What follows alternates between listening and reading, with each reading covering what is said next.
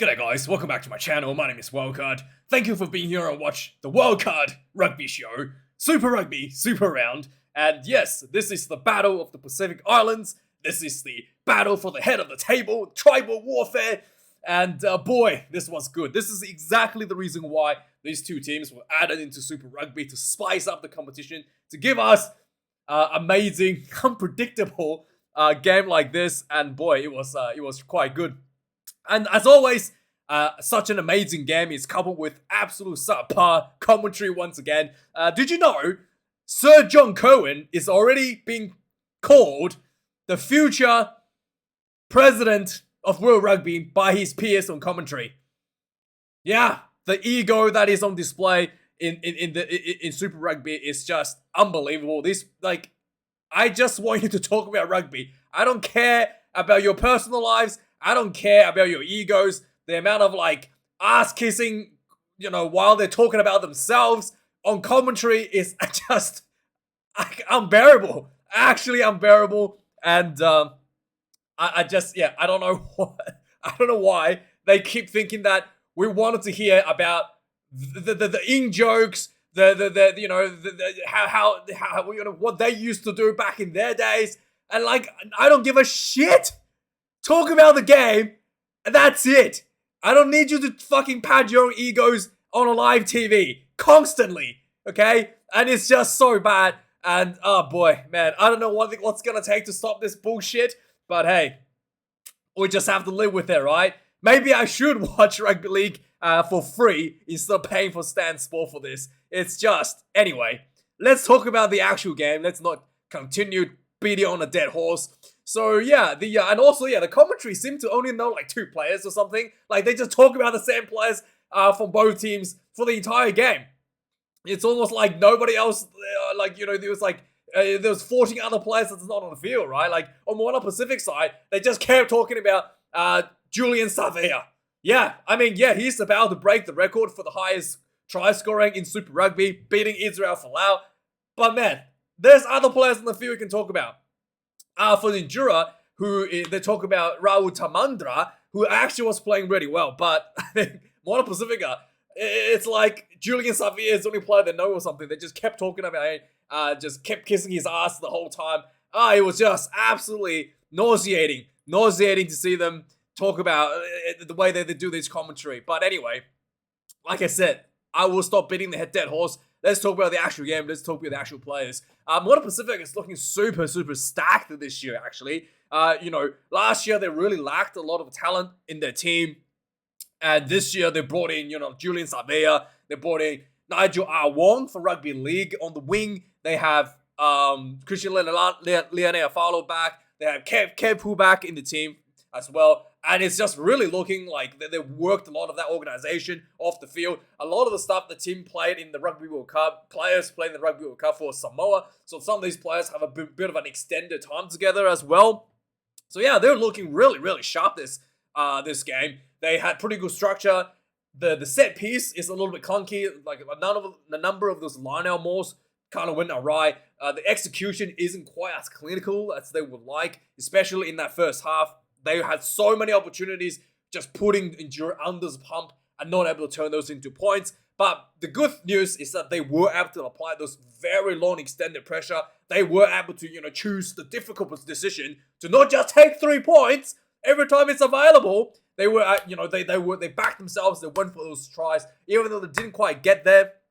I still really commend their efforts in doing so. But then again, this is why you try these things. You can now identify the issues in the team, right? So Moana Pacific got 2 issues. One is the execution, not able to finish the score. But the other bigger issue, I think, Tana Umanga will have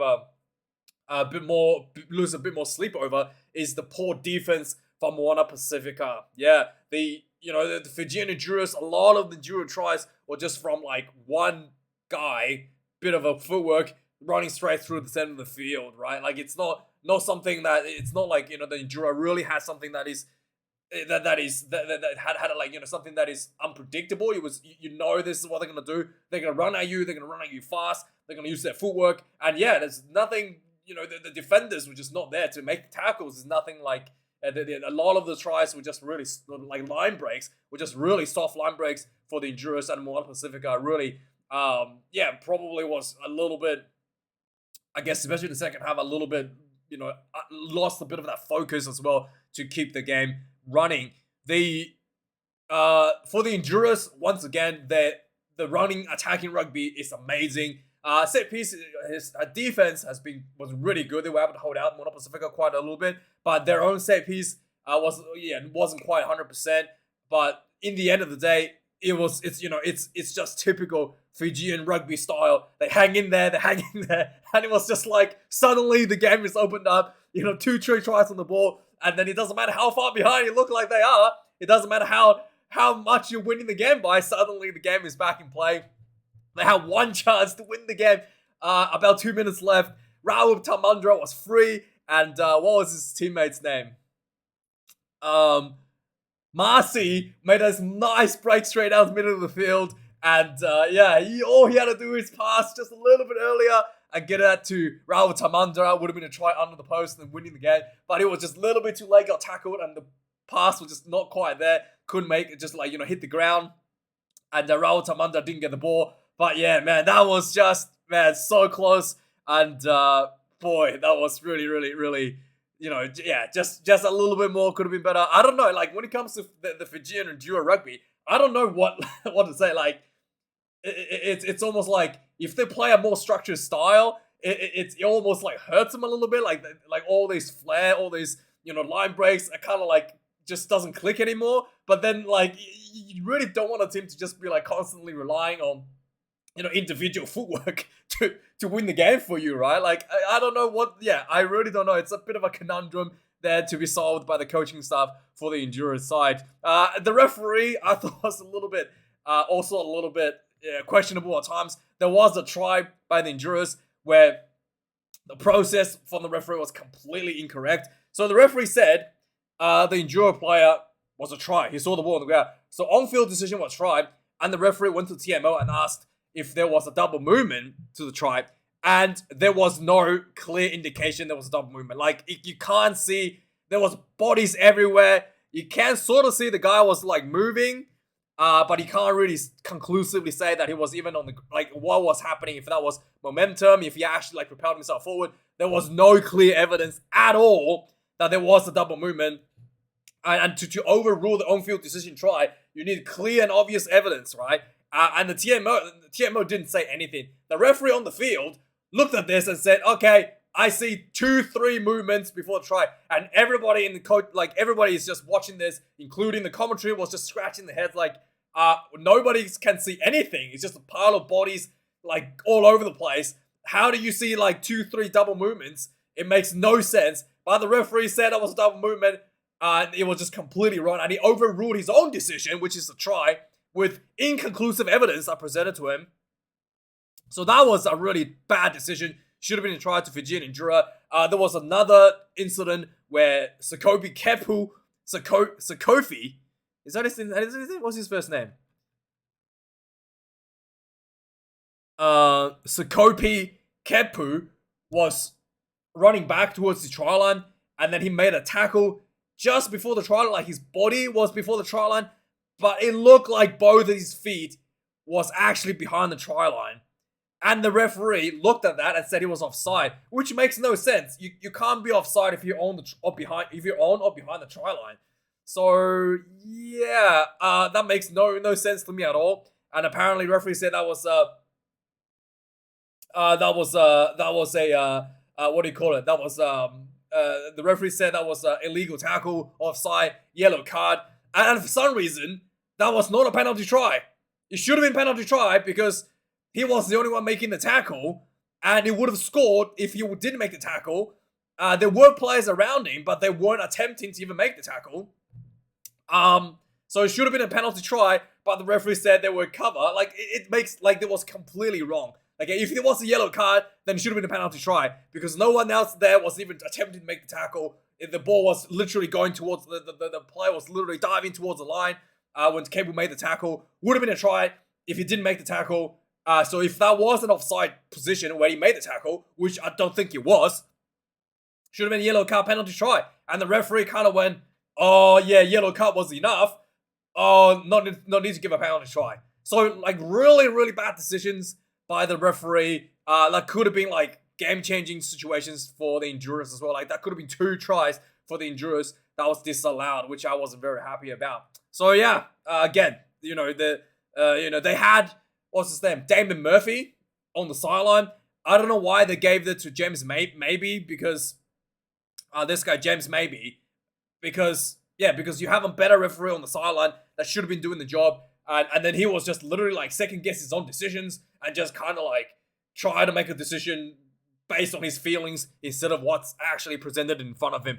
It's just, really, really not good refereeing when you're basing your decisions on like how you feel is fair instead of what is actually happening, right? Like, he felt like, Kepu getting a yellow card was fair enough. There's no need for penalty try. That's the only reason he didn't give a penalty try. Whereas if you actually looked at it as a legitimate referee, that should have been a penalty try if the decision was that Kepu was indeed offside, which I don't think he was. So yeah, it was really, really really weird. Anyway, let's move on to the stats. 5 tries apiece, 760 run minutes for the Endurers, 481 for Moana Pasifika, 11 turnovers conceded for Moana Pasifika, 19 against the Endurers, 35 defenders beaten though, and Endurers over only 21 for Moana Pasifika. Tackles made, a lot of missed tackles for Moana Pasifika. Like, this is something, like I said, Tana Umanga will not be very happy about. 141 tackles made, 35 missed tackles. 121 for the Endurers, 21 missed tackles for them. Not much kicking in this game, as you would expect. 14 and 12. And lineouts were pretty iffy for both teams. 5 lineouts lost for Moana Pasifika, and that's just lineouts lost. They also had 2 lineout mauls in critical positions where they just completely got stopped by the Endurers. And just, it wasn't clinical enough. Endurers had their own issues as well. 4 lineouts lost, so some of the lineouts was, once again, just not straight from the throw-in, which is, again, something that really needs to be looked at once again every season. Scrums, 4 scrums to Moana Pasifika, 1 lost. 8 for the Fijian Drua, 0 lost. Penalties conceded, 12 for Moana Pasifika, 1 yellow, 1 red, and 10 penalties conceded for Endura, 1 yellow. So there was 1 red card against Nigel R. Wong. Bit of a rugby league shoulder charge to the head. Yeah, I think that was definitely a red card. I don't care what the commentary said. Oh, he hit him sideways and whatnot. That was high. That was shoulder to the head. The attempt to wrap was really poor attempt, if any, at wrapping. It would have been, it's by the guideline, it's a red card. They said, oh, he ran sideways. Like, this is why the commentary is so bad, that it doesn't matter if you're running sideways or not. You made contact to the head. You made no attempt to wrap. It's a red card. There was no changing height in body height. It's a red card. It is what it is. There's no, and then the commentary is just making up excuses for that to be a red card. It's really, really bad. Anyway, there was 2 yellow cards. 1 for Kepu, like I said, offside tackle. And there was 1 against Fijian Drua for, again, this was Taumandra, who went in for a charge down on high ball, and then on his way down, he kind of stuck his foot out and kicked the person that was kicking the ball and kind of tripped him. And again, it is a trip. He did stuck his foot out. That's a yellow card. There's no way to justify that. And once again, the commentary is like, oh, I think that's not really a trip. That's just, him reaction or something. He put his foot out. What do you mean it's not a trip? If he put his foot out, if it's not a trip, then it's a kick. Then it's just straight up a kicking of another player. Then that's a red card. Which one is it? Is it a trip or is he trying to kick? Or is it a kick? Right? This just the way the commentary is trying to cover. It's just absurd the way the commentary talks about these sort of things. But anyway, let's quickly go through all the tries, all the moments in the game. So 10 minutes into the game, Wong had an opportunity to score and couldn't quite get the footwork in near the corner. So a minute later, this was couldn't quite get the footwork, and they threw the ball back in the field. This was knocked forward by the Fijian player, The Fijian ran down the other end. There was a try, no try for the knock on. I thought that should have been a penalty try and a yellow card because the Fijian player, 2 hands, knocked the ball forward. And the referee said, again, 2 hands, therefore that was an attempted catch. There was no attempted catching. He just knocked the ball forward with 2 hands.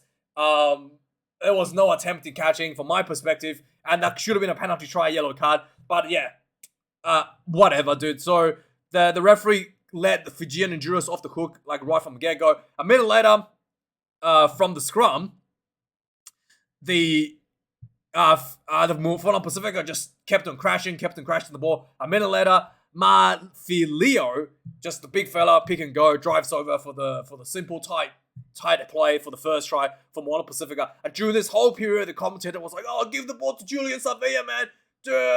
Forwards pass the ball. We don't want to see the forward try. Give to Savea." It's just absolutely nauseating and just really, really horrendous.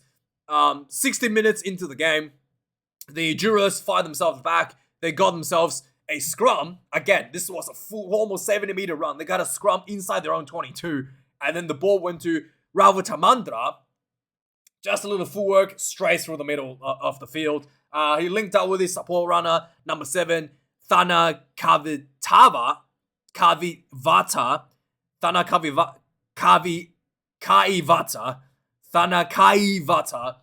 to go in for the first try for the Endurers, 50 minutes into the game.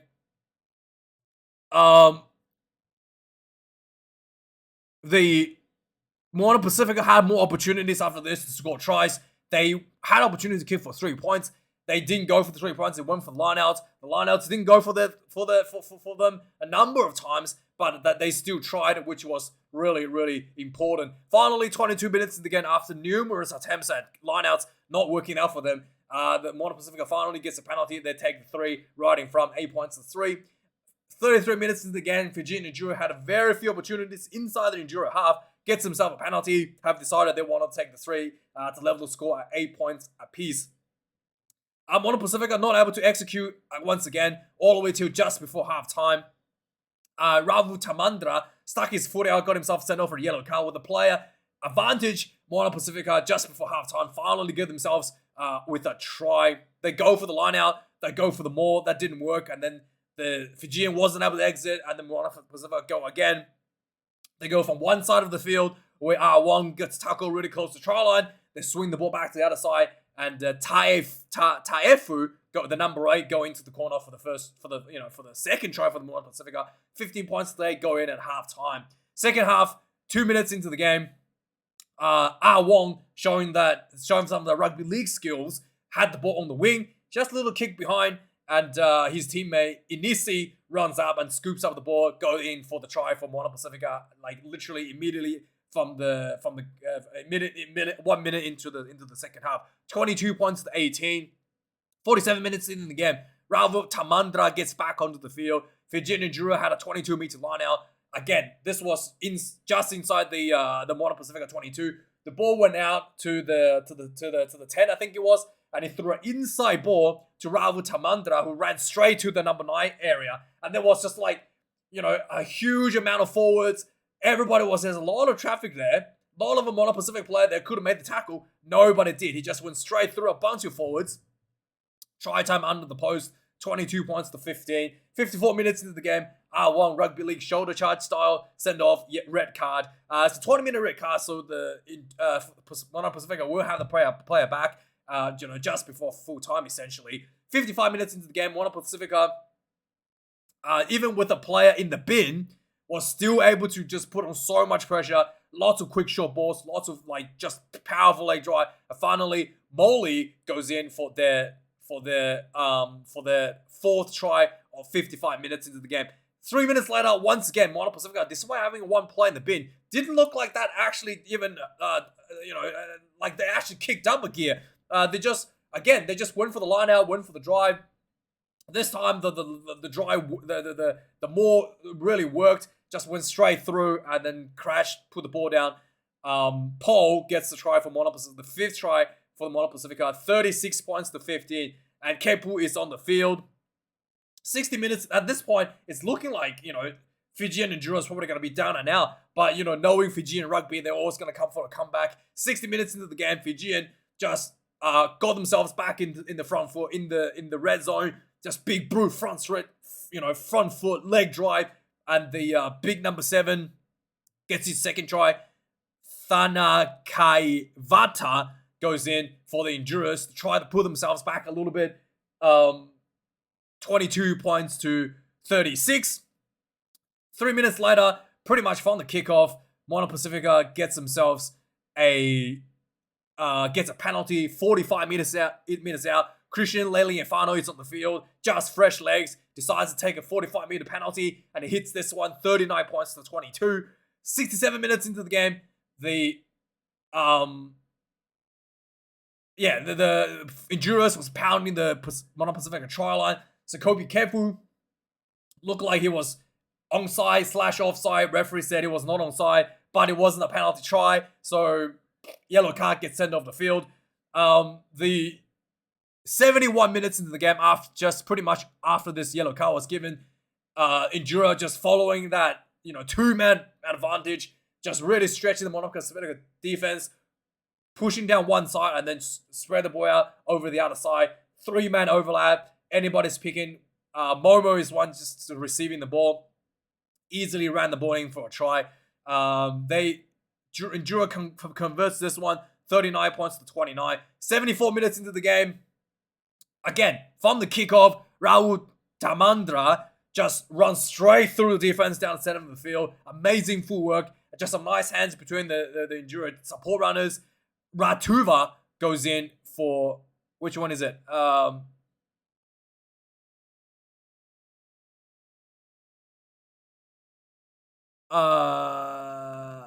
71 minutes. Ratuva, the debut guy off the bench, gets his debut try. 74 minutes. After this one, straight from the kickoff, Leliafano kicked the ball out on the full, which is not what you want from the kickoff. Giving Endura a scrum on the halfway point. 78 minutes into the game, Endura had a penalty. This was pretty far out, a bit of an angle, and I really felt like they probably can't take the 3. It's a bit too risky, especially with about 2 minutes left. They go for the line out. It didn't work out. But, before this line out was taken, there was a moment where Marcy made a break, and all he had to do is link up with Raul Tamandra on his inside, but couldn't quite do so. The ball kind of hit the ground. Aston was going for the tackle. And then that was probably the last opportunity. Endurers had to win the match. And then they drew us 78 minutes penalty, the one for the line out. And then after this penalty, they had another penalty, again, 40 meters out on the opposite side of the field. Probably too far, too much of an angle to kick this one, but they should have just kicked this ball out for a line out, for a set piece. One of the players took a quick tap.